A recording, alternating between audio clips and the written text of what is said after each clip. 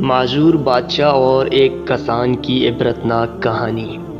Italy کا ایک بادشاہ حکومت اور دولت کے گھمنڈ میں غریبوں سے بات تک کرنا بھی برا سمجھتا تھا، اس لیے اکثر لوگ اسے ناپسند کرتے تھے۔ ایک روز بادشاہ شکار کرنے گیا، کسی جانور کا پیچھا کر رہا تھا کہ اس کا گھوڑا بے قابو ہو کر دوڑ نکل گیا۔ تمام نوکر، سپاہی اور وزیر سب بچھڑ گئے اور بادشاہ تنہا رہ گیا۔ اتنے میں سے ایک کسان نے بادشاہ کے گھوڑے کی رکاب پکڑ لی۔ اس کی شکل ہو بہو بادشاہ سے ملتی تھی، فرق یہ تھا کہ اس کی پوشاک اور حالت غریبوں جیسی تھی۔ اس نے بادشاہ سے کہا کہ میں 3 دن سے حضور کی ڈیوٹی پر بھوکا پیاسا چلا آ رہا ہوں، مگر کوئی میری فریاد نہیں سنتا۔ بادشاہ غریب کو میلے کچیلے کپڑوں میں دیکھ کر یہ کہتے ہوئے آگے بڑھ گیا، میں ایسے لوگوں سے بات نہیں کرتا۔ غریب کسان پھر بھی اس کے پیچھے پیچھے چلتا رہا، یہاں تک کہ بادشاہ ایک تالاب پر پہنچ کر گھوڑے سے اترا۔ اس نے تاج اور کپڑے اتار کر ایک طرف رکھے اور نہانے کے لیے تالاب میں اتر گیا۔ جب بادشاہ تالاب میں اتر چکا تو غریب کسان نے بادشاہ کے کپڑے پہن کر تاج سر پر رکھ لیا۔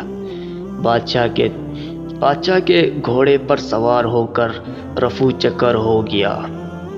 کسان بادشاہ تھوڑی ہی دور گیا تھا کہ اسے شاہی نوکر مل گئے، جنہوں نے اسے بادشاہ سمجھ کر ادب سے سلام کیا اور ان کے ساتھ شاہی محل میں چلا گیا۔ اصل بادشاہ تالاب میں سے نہا کر باہر نکلا تو کپڑے، تاج اور گھوڑا کچھ بھی موجود نہ تھا۔ وہ بہت گھبرایا، مگر اب کیا ہو سکتا تھا۔ ناچار غریب کسان کے میلے کپڑے پہنے اور کئی دن تک قافلے کرنے اور بھٹکنے کے بعد شہر پہنچا، مگر اب اس کی یہ حالت تھی کہ جس سے بات کرتا کوئی منہ نہ لگاتا، اور جب یہ کہتا میں تمہارا بادشاہ ہوں تو لوگ اسے پاگل سمجھ کر ہنس دیتے۔ 2-3 ہفتے اسی طرح گزر گئے۔ جب اس پاگل کا قصہ بادشاہ کی ماں نے سنا تو اسے بلوا کر اس کے سینے پر تل کا نشان دیکھا، پھر جس سے اس کی سچائی کی تصدیق ہو گئی۔ کسان نے اصلی بادشاہ کی یہ حالت دیکھ کر کہا کہ کیا تم وہی شخص ہو جو دولت اور حکومت کے گھمنڈ میں غریبوں کی فریاد نہیں سنتے تھے؟ اسی کی سزا دینے کے لیے میں نے یہ سب کیا تھا۔ اگر تم گھمنڈ چھوڑ کر رحم و انصاف کا اقرار کرو تو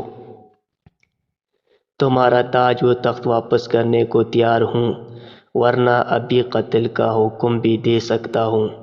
یہ سن کر بادشاہ نے عاجزی اور ندامت کے ساتھ اپنی غلطی تسلیم کی اور کسان اسے تاج و تخت واپس دے کر گھر چلا گیا۔ جس کے بعد بادشاہ نے اپنی اصلاح کی اور چند دنوں میں اس کی نیک نامی کا ڈنکا دور دور تک بجنے لگا۔